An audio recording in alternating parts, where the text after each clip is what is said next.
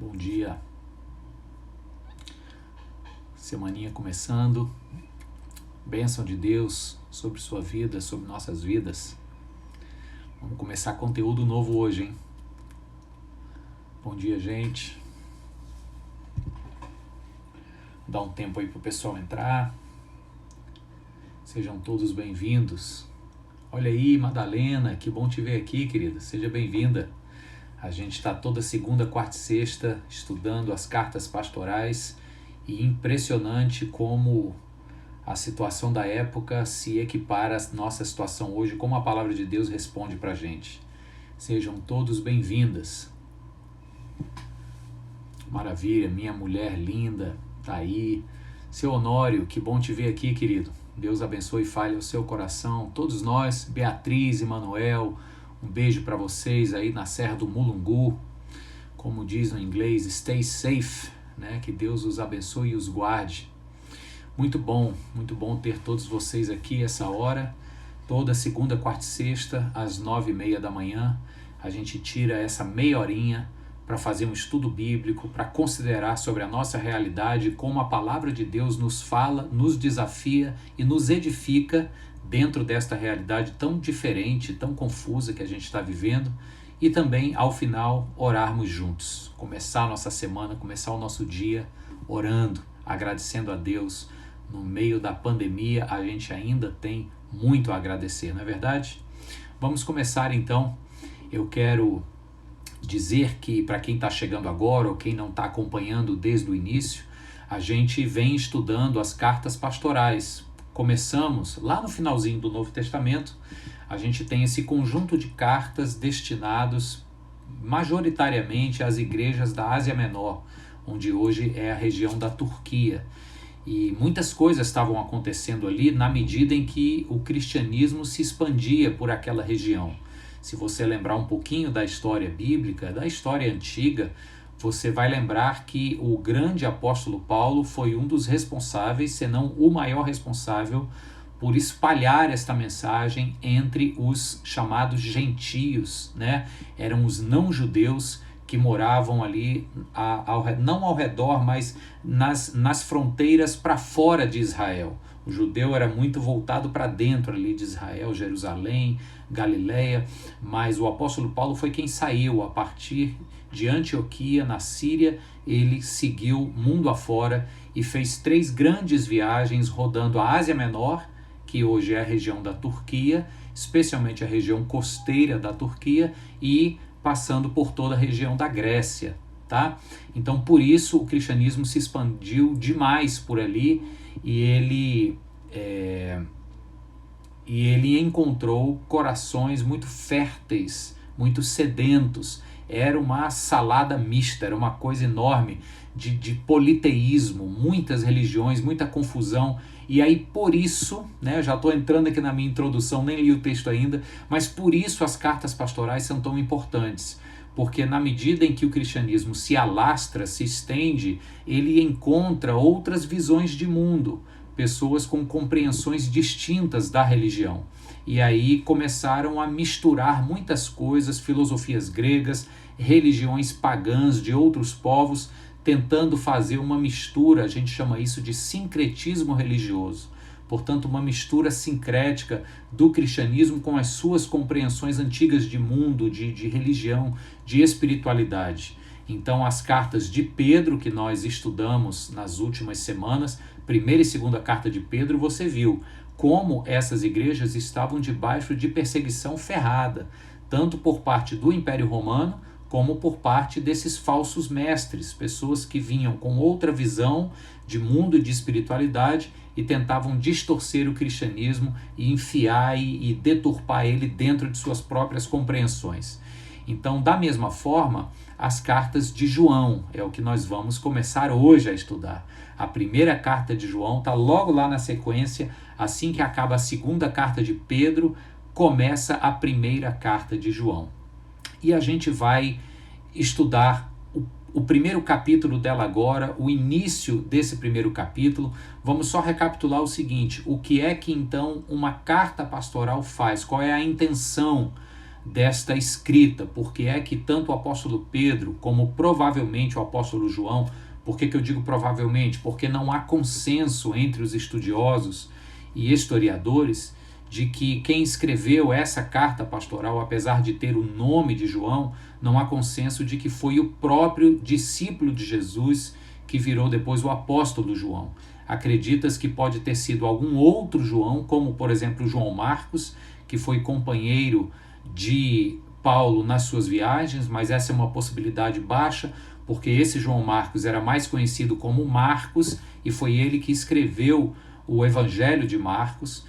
Mas acreditas também que pode ter sido uma escola joanina, qual seja, discípulos deste apóstolo João, porque a linguagem é muito parecida e você vai ver que existem algumas semelhanças, especialmente com o primeiro capítulo do Evangelho de João.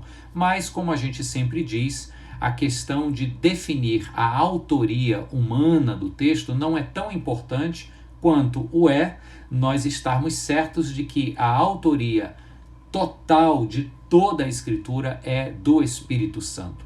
Quem ele usou, quando e como usou, aí são outros 500, tá? Então, se foi o apóstolo João ou não, isso é secundário. O prioritário é que o Espírito Santo inspirou esta revelação que chega até nós. Então, voltando, por que foi importante o João ou o autor redigir esta carta e enviá-la? Não tem em nenhum lugar aqui da primeira carta de João uma definição clara do seu destinatário. Quando isso não aparecia de maneira objetiva, nós podemos entender, nós somos levados a entender que essa é uma carta de fins circulares. Ela vai rodar pelas igrejas, ela vai chegar numa igreja, ficar um tempo ali, o líder da comunidade vai ler, alguns copiam, anotam, aí o emissário pega, leva para outra igreja e assim vai passando de comunidade em comunidade. Com que fim? E isso é importante. Com o fim de ensinar, com o fim de fazer um alerta de que pode estar havendo desvios nos ensinos locais, e aí então com fins de correção, mas acima de tudo com fins de encorajamento.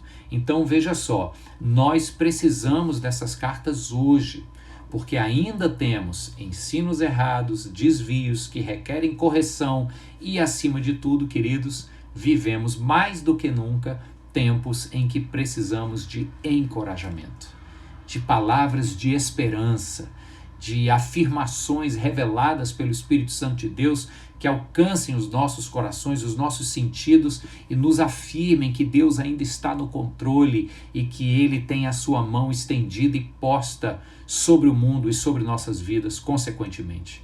Esse era o fim das cartas, era um dos fins das cartas pastorais e é uma das finalidades que nos alcança hoje e é por nós muito bem-vinda. Amém? Então vamos começar, né? Já falei demais nessa introdução. Depois dá uma olhada no meu stories lá do padre que estava fazendo um casamento. Falou muito e tomou uma. Então essa história de pastor ou padre falar muito não é de hoje, tá? Mas vamos lá, 1 João, primeira carta de João, no capítulo 1, os 4 primeiros versos, essa é a introdução da carta, diz assim: o que era desde o princípio, o que ouvimos, o que vimos com os nossos olhos, o que contemplamos e as nossas mãos apalparam, isso proclamamos a respeito da palavra da vida. A vida se manifestou, nós a vimos e dela testemunhamos, e proclamamos a vocês a vida eterna, que estava com o Pai e nos foi manifestada. Nós lhes proclamamos o que vimos e ouvimos, para que vocês também tenham comunhão conosco. Nossa comunhão é com o Pai e com o seu Filho Jesus Cristo. Escrevemos essas coisas para que a nossa alegria seja completa. Em outras traduções diz, para que a sua alegria, a alegria de vocês, seja completa. Escrevemos essas coisas para que a alegria de vocês e a nossa, para que a nossa alegria seja completa. Amém. Uma rápida oração agora, vamos lá? Senhor, queremos te agradecer por essa palavra, queremos te pedir que o Senhor caminhe conosco nesse empreendimento novo de estudarmos mais uma carta do Novo Testamento, que não sejam palavras apenas que alimentem o nosso intelecto, mas que acima de tudo, que acendam a nossa paixão, que aqueçam e façam arder os nossos corações, que nos encorajem, que nos corrijam, palavras que nos repreendam, que nos ponham de volta nos trilhos onde o Senhor quer que sigamos. Que seja a palavra do Senhor, é o que te pedimos, em nome de Jesus. Amém e amém. Glória a Deus.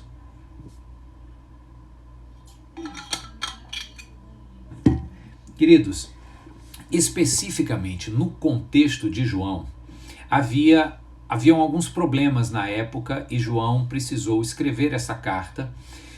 Eu vou me repetir bastante aqui ao longo das lives, porque você precisa lembrar que esta carta é uma carta circular que está passando, esta daqui especificamente, ela passou bastante pela região ocidental de onde hoje é a Turquia, a parte costeira da Ásia Menor, tá? E por ali havia 3 tipos de desvios que vinha de uma compreensão filosófica, misturava com o ensino do cristianismo e que colocava em risco a compreensão sadia da mensagem libertadora e salvadora de Jesus Cristo. Então o primeiro deles era muito conhecido, e eu já falei bastante no estudo da segunda carta de Pedro. Era o gnosticismo. Na época do primeiro século, se estendendo até o terceiro século, hoje em dia a gente ainda vê resquícios disso, né? Mais derivações. Mas naquela época, no primeiro século, acima de tudo, o gnosticismo estava na moda. E tinha uma das compreensões do gnosticismo que era extremamente prejudicial e que estava na cabeça, na mente, do jeito de pensar e agir das religiões politeístas da época, onde o cristianismo chega. E era a compreensão dualista do mundo. O que é o dualismo? É essa separação. O dualismo ele tem uma origem na filosofia platônica, certo? Que faz esta separação entre terra e céu, entre real aqui embaixo e ideal ali em cima, e consequentemente entre material e espiritual. Então o dualismo ele era bastante rígido na compreensão do gnosticismo, fazia essa separação e isso prejudicava muito o ensino de Jesus Cristo, o ensino da fé cristã. Olha como isso chega para nós hoje e é extremamente preocupante. Veja só, quando você tem uma compreensão da fé cristã dicotomizada, ou seja, dualista, onde esta separação entre o que é espiritual e o que é carnal é separado um do outro, é contrastante como preto no branco, isso gera problemas grandes. Vou lhe dizer um problema, por exemplo. São pessoas que se acostumam a ter determinados comportamentos no espaço e ambiente religioso e outro comportamento no espaço e ambiente não religioso. Então é o camarada que chega e diz o seguinte: não, negócios, igreja à parte. Na igreja eu sou santinho, na igreja eu luto eu adoro um Deus que luta por justiça, então eu dou ali as minhas ofertas, eu compro cesta básica, eu ajudo o pobre. Agora na minha empresa aí é outro esquema, na minha empresa não tem benefício trabalhista, na minha empresa não tem ética profissional. Aí outro exemplo, né? Na igreja eu sou um homem de Deus, santinho, levanto a mão e tenho aquela aparência santarrona, mas na vida concreta o cara é um péssimo marido, um péssimo pai. E você está entendendo o que eu estou dizendo? Isso é fruto, parece que não, mas isso é fruto de uma compreensão dualista do mundo, onde na igreja eu lido com um ambiente imaterial espiritual e do lado de fora da igreja eu lido com um ambiente carnal e concreto. Esse é um prejuízo muito grande. Tem uma afirmação bastante curta, mas cheia de significado, que diz o seguinte: tudo é espiritual. Não dá, pastor, mas isso aqui é material, né? Carne e osso, é matéria, ok. Mas o Deus que se chama Espírito está em tudo e em todos. Ele é aquele que habita no nosso mundo chamado material. Quando, por exemplo, o apóstolo Paulo faz distinção entre carne e espírito, ele escreve em uma de suas cartas dizendo que a carne milita contra o espírito. Parece que Paulo está escorregando para dentro da compreensão platônica do mundo e fazendo essa distinção, mas não. É porque Paulo está escrevendo cartas para gregos E o grego pensa dessa forma. Não é à toa que o gnosticismo vem dessa expressão grega, gnose, conhecimento. Então, quando Paulo escreve para gregos, ele o faz com uma linguagem dentro de uma didática grega. Então, para ilustrar didaticamente o seu ensino, ele mostra uma separação entre carne e espírito, entre matéria e imatéria. Mas a compreensão de Paulo, que era um judeu, é a compreensão de Jesus Cristo, que era um judeu, que nós não somos uma separação de esferas, a esfera material e a esfera espiritual. Nós somos um todo, nós somos um inteiro. E você vai ver como João já vai falar sobre isso aqui. Mas sendo nós, então, um inteiro, não dá para separar o que é do espírito, o que é da carne.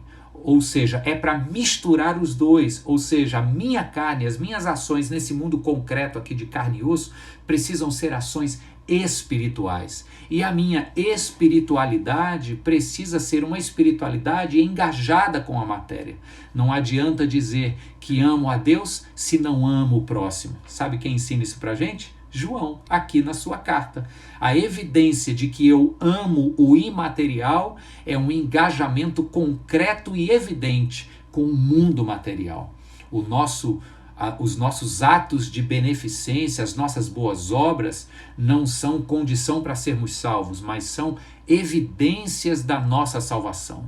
Porque eu fui alcançado por esse Deus que arrebatou meu coração, eu expresso meu amor e gratidão a eles com atos de boas obras. Então eu amo o mundo concreto para mostrar o meu amor ao mundo chamado de imaterial. Percebe? Então está tudo interconectado.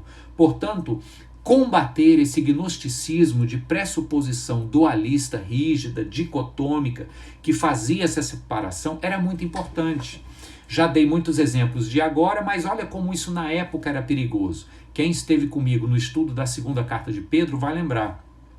O gnosticismo da época do primeiro século, fazendo essa separação, ele dizia o seguinte: nós alcançamos uma espiritualidade plena através da gnose, do conhecimento. Alcançada essa espiritualidade plena, nós não precisamos mais cuidar do mundo material, do corpo. Então o que isso levava o povo da época a fazer? Eles achavam que viviam uma grande espiritualidade, ao mesmo tempo em que podiam fazer do corpo o que quisesse e acabavam se entregando a uma grande promiscuidade sexual. Percebe? Então esse era um primeiro perigo muito grande. Deixa eu passar aqui nos dois agora rapidinho, porque eu ainda quero olhar para esses versos aqui, que tem dois ensinamentos muito grandes. Então, depois do gnosticismo, um outro problema da época era o docetismo.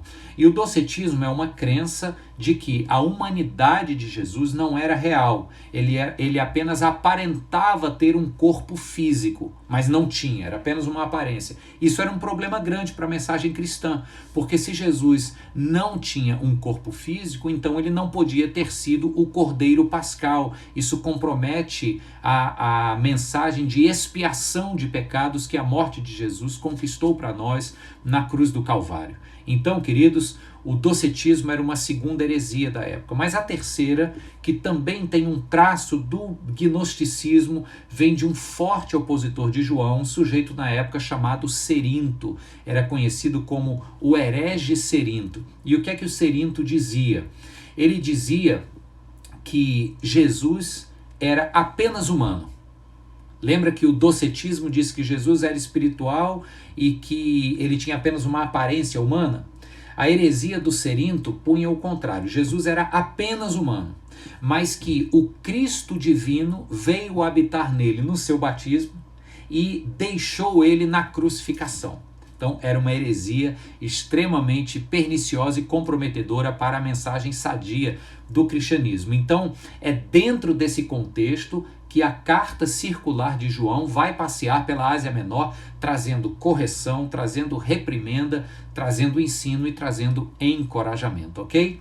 Então vamos lá, os 4 primeiros versos que nós lemos aqui agora. Deixa eu te mostrar a estrutura maior para você entender onde esses 4 primeiros versos estão. A carta toda, a primeira carta inteira de João, ela tem uma introdução, uma conclusão, e aqui no meio tem 2 grandes temas que João constrói em 2 grandes blocos. Então a introdução vai no capítulo 1, versos 1 a 4, A conclusão está lá embaixo, no capítulo 5, versos 18 a 21. E esses dois blocos, eles são identificados por uma expressão que se repete duas vezes e que inicia cada um dos dois blocos. É a expressão, esta é a mensagem. Esta é a mensagem que eu lhes proclamei, tanto no verso 5 do primeiro capítulo, começa, como no verso 11 do terceiro capítulo, começa o segundo bloco, ok? E aí, esses dois blocos, o que é que João está comunicando? Ele faz dois blocos onde ele faz uma repetição cíclica. Isso era um estilo literário muito conhecido na antiguidade, chamado estilo de amplificação, onde ele pega uma ideia e amplifica essa ideia fazendo repetição cíclica. Quais são essas duas ideias? Muito simples. No primeiro bloco, que vai do capítulo 1 ao capítulo 3, verso 10, João constrói a ideia de que Deus é luz. E ele fala sobre isso ciclicamente, amplificando esse ensino diversas vezes. No segundo grande bloco, que começa no capítulo 3, verso 11, vai até o capítulo 5, verso 17, ele fica fazendo as afirmações cíclicas de que Deus é amor. Tá? Então essa é a construção, essa é a estrutura da primeira carta de João. Agora, quando a gente começa nesses 4 primeiros versos então de João, você vai, ao ler esses 4 primeiros versos, você vai ter algumas lembranças. Ele faz uns ecos, ele ecoa o primeiro capítulo do Evangelho de João. No princípio era o verbo estava com Deus e o verbo era Deus. Todas as coisas foram feitas por intermédio dele e antes dele nada do que havia se fez e tal.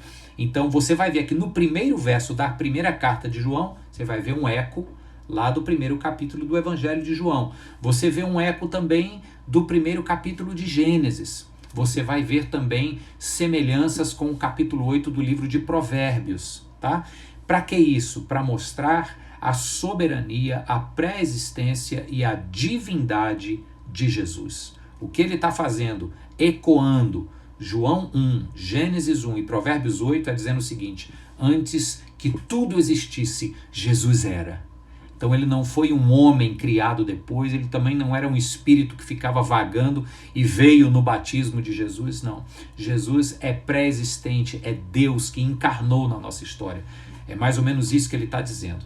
Agora, olha que bonito, quando nós vemos nos versos do 1 ao 3, tem um verbo que ele repete insistentemente, de propósito, 3 vezes. É o verbo proclamar. Ele diz assim: proclamamos, no verso 1, a palavra da vida, com P maiúsculo, proclamamos a vida eterna e proclamamos o que ouvimos e o que vimos. Então João está dizendo aqui, esta carta é para dizer para vocês a respeito da palavra, da vida, a respeito daquilo que temos visto e ouvido, tá? É um testemunho. E aí no verso 1, para mim tem o ensino mais forte desta abertura da carta, desta apresentação. E com ele eu concluo o nosso estudo hoje. Eu vou reler o verso 1 para você prestar atenção o que é que João está dizendo aqui para os seus ouvintes, para aqueles que lerão ou ouvirão a leitura de sua carta. Era quase todo mundo analfabeto na época, alguns sabiam ler, então são os ouvintes mesmo, né? Quem vai ler, quem vai ouvir a leitura da carta. Ele diz assim no verso 1, ó: o que era desde o princípio, o que ouvimos, o que vimos com os nossos olhos, o que contemplamos e as nossas mãos apalparam, isso proclamamos a respeito da palavra da vida. Vou repetir para você, vou dar a deixa aqui, tá? O que era desde o princípio, o que ouvimos, o que vimos com os nossos olhos, o que contemplamos e o que as nossas mãos apalparam, é isso que proclamamos a vocês a respeito da palavra da vida. O que é que João está falando aqui? Preste atenção nisso. Olha só que importante. Ele está dizendo que o que ele vai falar, o assunto que ele vai abordar, isso aqui é a introdução da carta. Então é como se ele dissesse assim, ó, pessoal, preste atenção, porque o que está nessa carta que vai começar a ser lida aqui para vocês é uma proclamação a respeito da palavra da vida, a respeito da vida eterna. E o que eu vou proclamar é o que eu ouvi, é o que nós vimos, é o que nós contemplamos, é o que nossas mãos apalparam. A experiência com a palavra da vida e com a vida eterna é algo que usa a integralidade sensorial do homem. Ele diz, nós ouvimos, nós vimos, nós racionalizamos, refletimos e contemplamos, e as nossas mãos apalparam. Então isso é para dizer, gente, que a experiência com o Cristo ressurreto, a experiência com a fé cristã, ela não é uma experiência restrita ao ambiente religioso. Ela não é uma experiência restrita à esfera teórica e intelectual. Tampouco é uma experiência apenas de cunho emocional. A experiência com a fé no Cristo ressurreto é uma experiência sensorial integral. Os nossos sensos, os nossos sentidos, isso passa não só pelas emoções, mas pela nossa razão. Ele diz aqui, ao mesmo tempo em que minhas mãos apalparam, foi concreto, foi físico, também foi racional, nós contemplamos. Ao mesmo tempo em que eu ouvi, eu não apenas teorizei, mas eu vi, eu constatei. Então, como é a sua relação com Jesus Cristo nesses dias de pandemia? Por favor, acorde agora. Essa é a mensagem para você hoje. A sua relação com Jesus Cristo tem sido apenas restrita aos domingos ou a esses momentos que gotejam algumas porções da palavra, como essa live de hoje, por exemplo? A sua relação com Cristo tem sido apenas intermediada por outras pessoas, por mim, nesse nosso encontro, o que é muito bom, tá? Pelo pastor, pelo sacerdote religioso, seja ele quem for. Faça uma rápida análise, como tem sido a sua relação com Jesus Cristo. Porque se ela estiver sendo restrita apenas a esse gotejamento de lives, de porções aqui e acolá, ou de experiências dominicais no espaço religioso, ainda que virtualmente, no tempo de isolamento social, se estiver sendo restrita a isso, tem alguma coisa errada.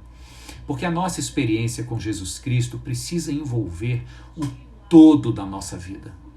O todo da nossa experiência sensorial. É o meu respirar, é o meu pensar, é o que eu vejo ou é como eu vejo.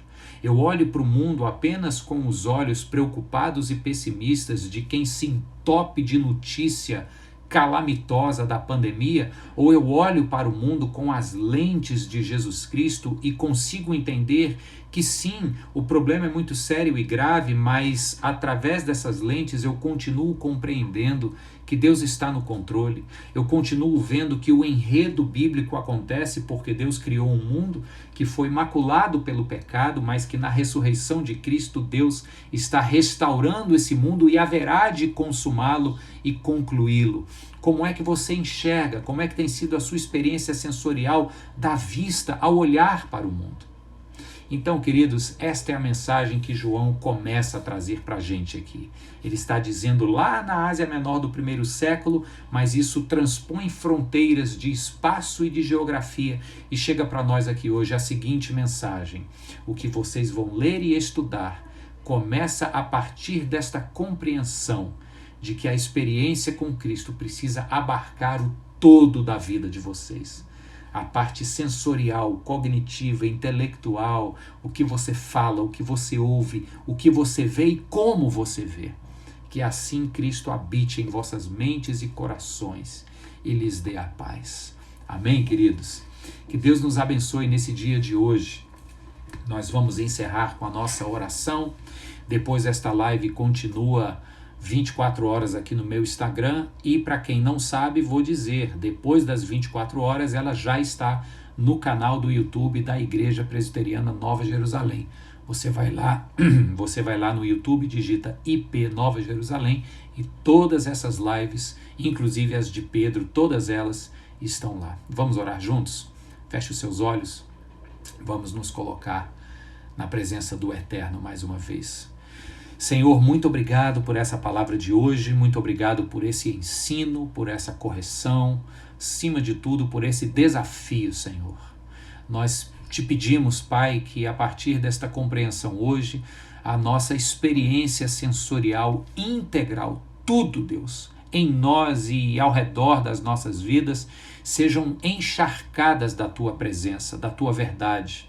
Nós te pedimos, Pai, em nome de Jesus, que o Senhor nos abençoe com a Tua presença, que o Senhor nos abençoe com a Tua intervenção Eu quero orar, meu Deus, especificamente por pessoas que estão enfermas, algumas acometidas do Covid-19, outras, Deus, padecendo outros tipos de enfermidades. Senhor, eu oro por uma bênção de cura nessa hora, Senhor. Tu conheces o nome de cada uma dessas pessoas que me vem à mente, ao coração, e eu sei que pessoas em casa também estão orando, citando nomes. O Senhor sabe quem são todas elas, e nós te pedimos, Senhor, traz a tua cura, Deus. Derrama do teu bálsamo, em nome de Jesus, Senhor. Abençoa a tua igreja, meu Pai. Abençoa a tua família, Deus. Abençoa nós que somos teus filhos. Abençoa aqueles que ainda irão te conhecer. Que esta palavra de hoje possa ser repartida, multiplicada e outras pessoas venham a te conhecer a partir dela. Em nome e para a glória de Jesus nós oramos e juntos dizemos amém e amém. Um forte abraço, até quarta-feira, 9h30, com a sequência da nossa live, do nosso estudo da primeira carta de João. Tchau, tchau.